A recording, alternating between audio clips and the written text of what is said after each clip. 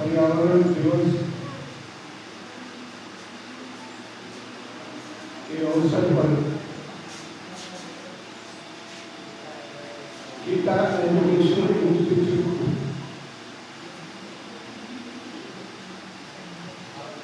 विद्यालय ने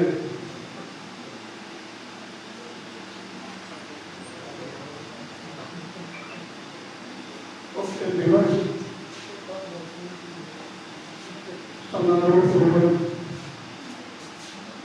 मनाया है। इस अवसर पर इस समारोह के अध्यक्षता कर रहे आदरणीय श्री राम तिलक वर्मा जी,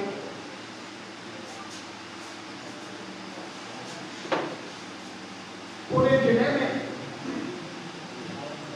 अपनी कार्य पद्धति, जन सेवा और गतिशीलता के लिए विख्यात आदरणीय श्री भगवान भगत सिंह जी,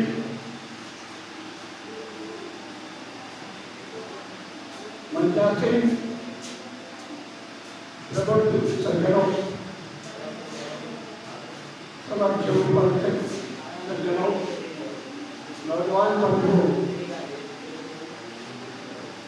प्रिय छात्र छात्राओं,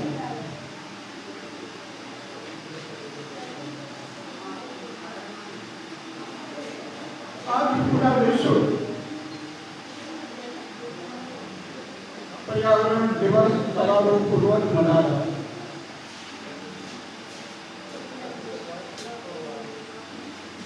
पर्यावरण के रूप में अपने भूत, वर्तमान और भविष्य को याद करने का कार्य करना, क्योंकि अब तक जैसा भी बीता, जो भी बीता, लेकिन हमारे ही द्वारा लापरवाही के करने के नाते, स्वार्थपरता में पूरी प्रकृति का दुरुपयोग करने के नाते, मनमानी करने के नाते ग्लोबल वार्मिंग के रूप में पूरा विश्व खतरे में आज खड़ा हो गया।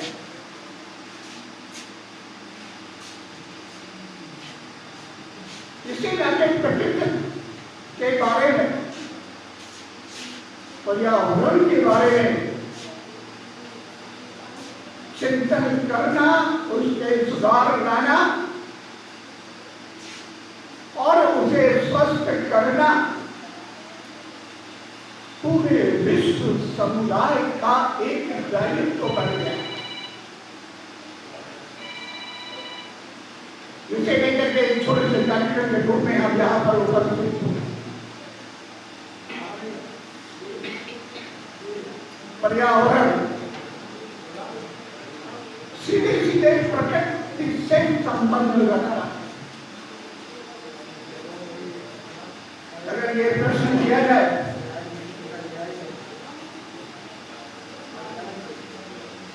कि जीव पहले आया या सत्य पहले आया,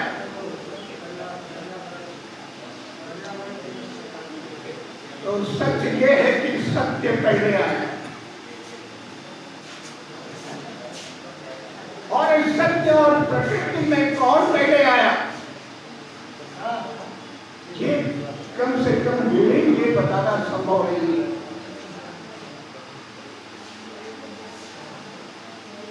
प्रकृति के द्वारा ही जीव उत्पन्न हुआ, अनेक जीव के रूप में मानव जीव भी उसी क्रमिक विकास का ही एक परिणाम है। बढ़ता गया, बदलता गया, विकास के रास्ते पर चलता गया, धनोपार्जन में चलता गया, विभिन्न वर्गों में बढ़ता चला गया। देश देश बनते चले गए, गांव गिराव के रूप में लोग स्थापित होते चले गए, स्वार्थ टकराते गए, युद्ध भी बनता चला गया। आखिरकार स्वार्थ को लेकर के हम इतना स्वार्थी बनते चले गए कि आपस में युद्ध करते करते हम प्रकृति से ही युद्ध करने लगे।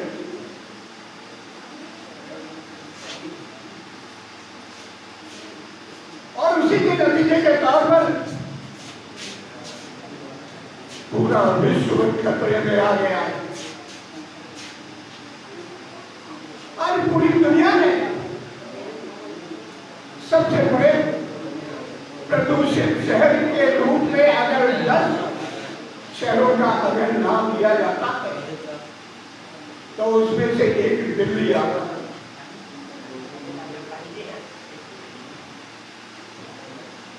इस समय विकास कार्य हो रहे हैं, सड़कों का विस्तारीकरण हो रहा है और सड़कों के विस्तारीकरण को लेकर के वृक्षों का कटना भी अनिवार्यता कट रहे हैं।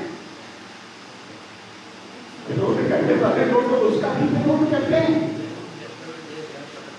कि सड़कों के पेड़ काट दिए जा रहे हैं। लेकिन आप इन महानुभाव से पूछें कि आपने क्या किया, अपने गांव में क्या किया, पूरे नगर में क्या किया, पूरे पृथ्वी पर पूरे जंगल में क्या किया? उन पेड़ों को काटने का कार्य आपने नहीं किया।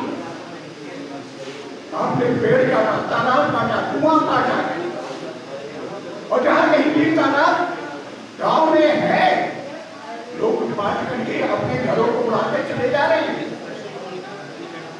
नतीजे के तौर पर भू जल लगातार गिरता चला गया और प्रदूषण की स्थिति लगातार बढ़ती चली गई। आप पर्यावरण को सुरक्षित अगर करना है, पर्यावरण अगर बचाना है तो भूजल का पुनर्भरण करना होगा। जल संचित और जल सहयोग के द्वारा ही पर्यावरण को स्वस्थ किया जा सकता है। दुनिया का कोई भी कार्य बिना जन सहयोग के कभी संभव हो ही नहीं सकता। बात कानूनी व्यवस्था की बात की जाती है। कानूनी व्यवस्था को लेकर के प्रशासन लोग पुलिस पर लोग जिम्मेदारी सौंप देते हैं, उसे आग मूंद देते हैं। इस कार्य को करने का काम तो पुलिस का है, प्रशासन का है, शासन का। लेकिन जब तक जन सहयोग नहीं मिलेगा, एक पुलिस, एक प्रशासन, अकेला कोई भी शासन कभी भी कानूनी व्यवस्था को दुरुस्त नहीं कर सकता है। इस नाते पर्यावरण संरक्षण को लेकर के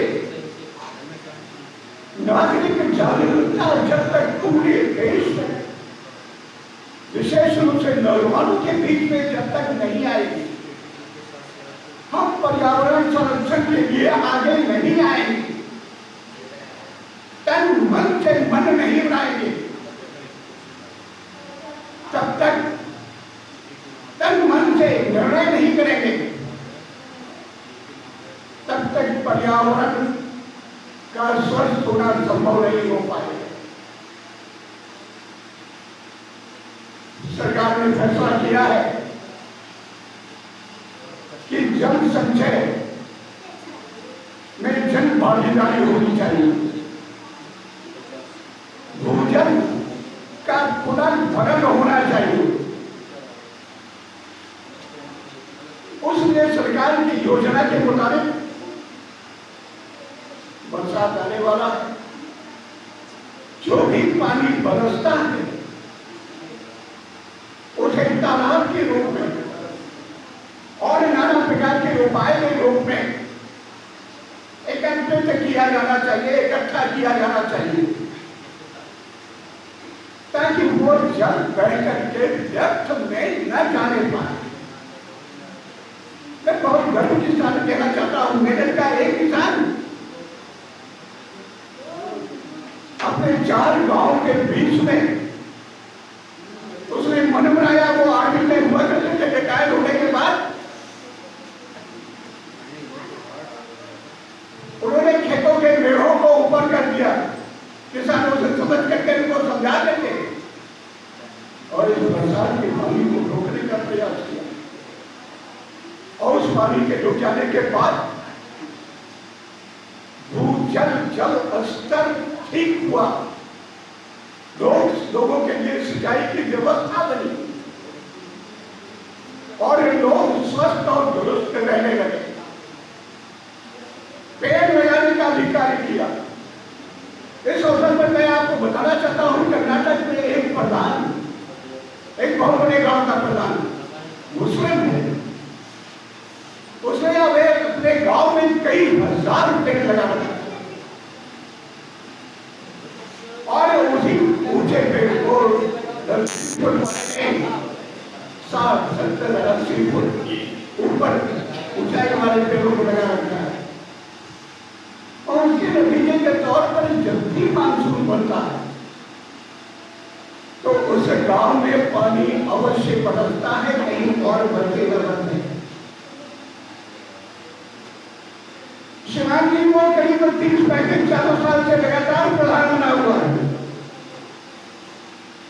उसको प्रधानी से, उसके जिम्मेदारी से, उसके दायित्व से कोई उसे हटाने को तैयार नहीं और लगातार वो और उनका कार्यक्रम टीवी में आता रहता है। मैं कई बार देख चुका।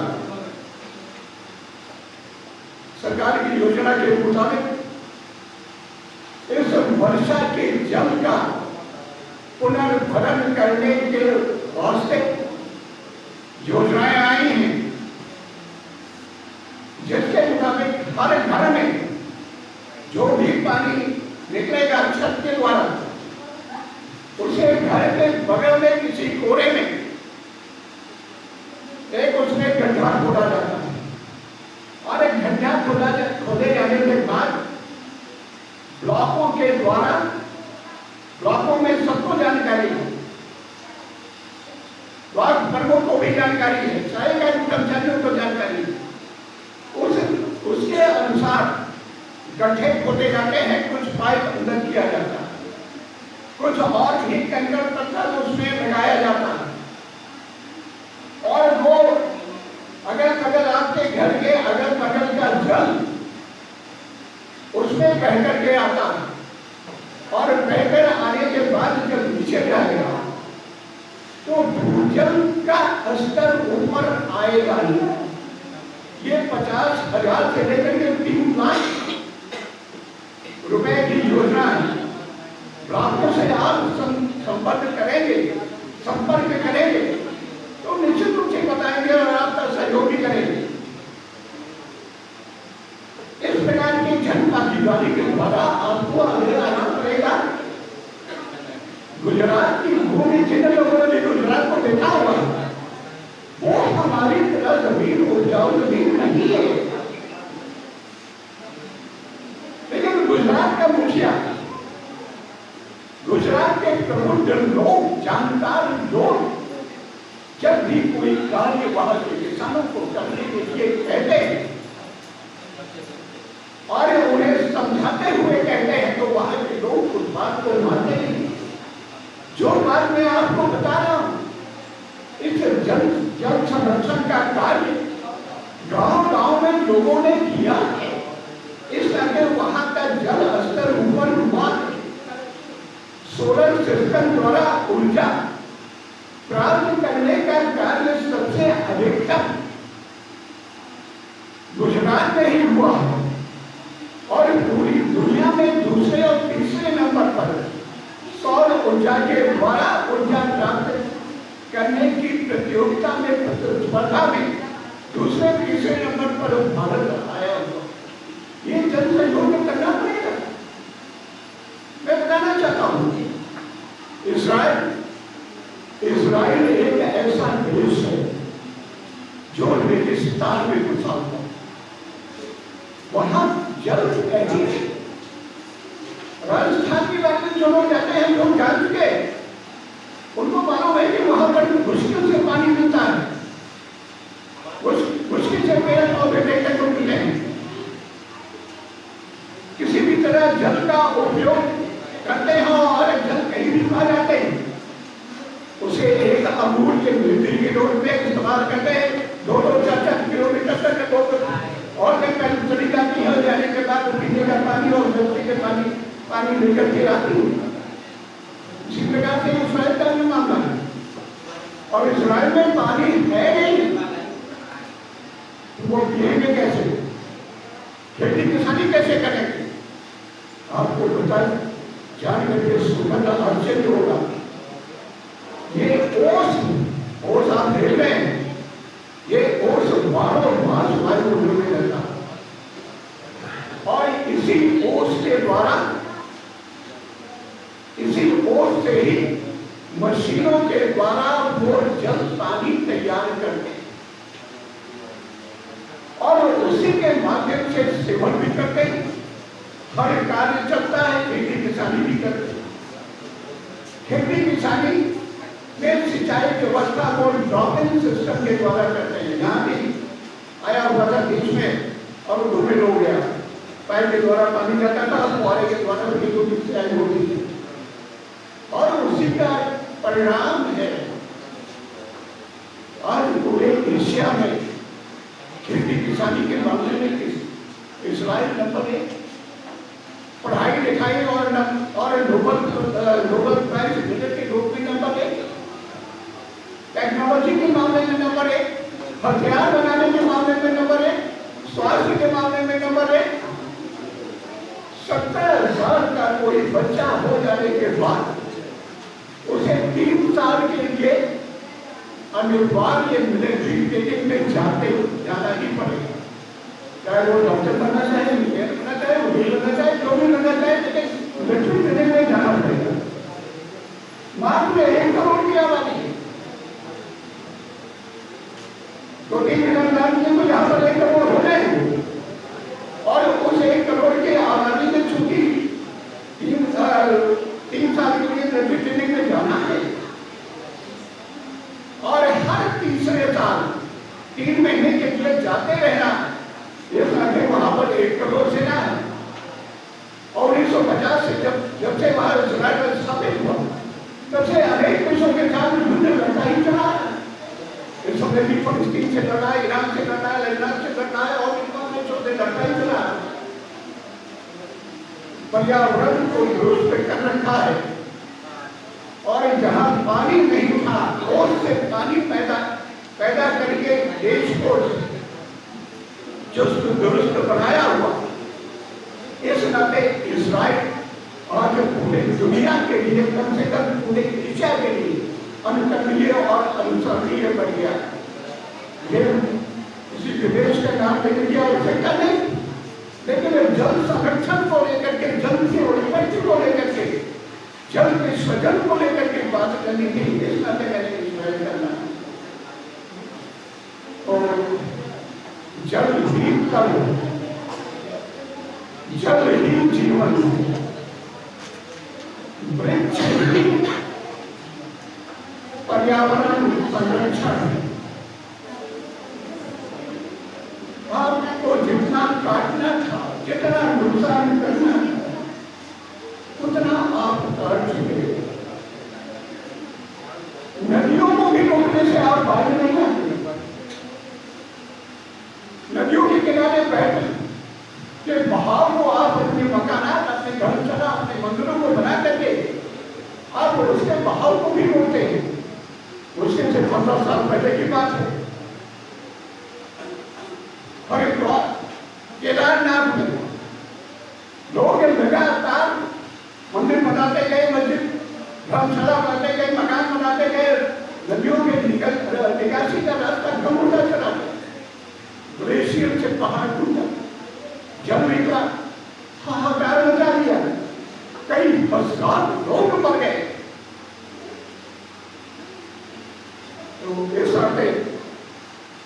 सहयोग करना पड़ेगा, वृक्षारोपण करना पड़ेगा और पर्यावरण संरक्षण को लेकर ही मणि प्राण संगठन एक जगह में मनशाराम वर्मा जी के द्वारा एक छोटे से कार्यकर्ता और समर्पित कार्यकर्ता के द्वारा ये कार्य खड़ा हुआ है और उत्तरोत्तर लगातार आगे चल रहा है। मेरा निवेदन है कि भूजल पुनर्भरण को लेकर के अगर आप में से किसी की मंशा बने, मन बने, बाबूजी है, बाबू साहब है और तमाम लोग हैं और मैं भी सहयोग करने को तैयार हूँ और पेश करके संबंध करने को तैयार हूँ। ब्लॉक के द्वारा क्या सहयोग मिल सकता है, किस प्रकार से हो सकता है, तो ये कार्य करने को हम उत्सुक हैं, चाहते हैं। और हम जब तक पर्यावरण को स्वस्थ करने में जब तक हमारी अपनी भागीदारी नहीं मिलेगी, जब तक इस पर्यावरण को अपने पारिवारिक सदस्य के रूप में नहीं मानेंगे, जब तक इसकी पुरानी हमारी परंपरा है वृक्षों की हम पूजा करते रहे और वृक्षों का संरक्षण करते रहे और सबसे ज्यादा स्वस्थ बनाने वाला कोई वृक्ष पर्यावरण को है तो वो पीपल का पेड़ है। पीपल का पेड़ ही 24 घंटा ऑक्सीजन देता है, 24 घंटा ऑक्सीजन देता है और पूरे दिन भर सभी पेड़ ऑक्सीजन देते हैं। आराम में कर जाए और आप जो श्वास के द्वारा निकालते हैं उसे पेड़ ग्रहण करता है, यानी आपका निकाला हुआ कार्बन डाइऑक्साइड पेड़ ग्रहण करता है और कार्बन डाइऑक्साइड वो पेड़ जो ऑक्सीजन निकालता है वो आप ग्रहण करते हैं। अपने ही श्वास को, अपने ही जीवन को आप काटने में लगे रहे, लगातार काटते ही चले गए। अब से हमको समझना पड़ेगा और अब से हमको सचेत करना होगा, सचेत होना होगा।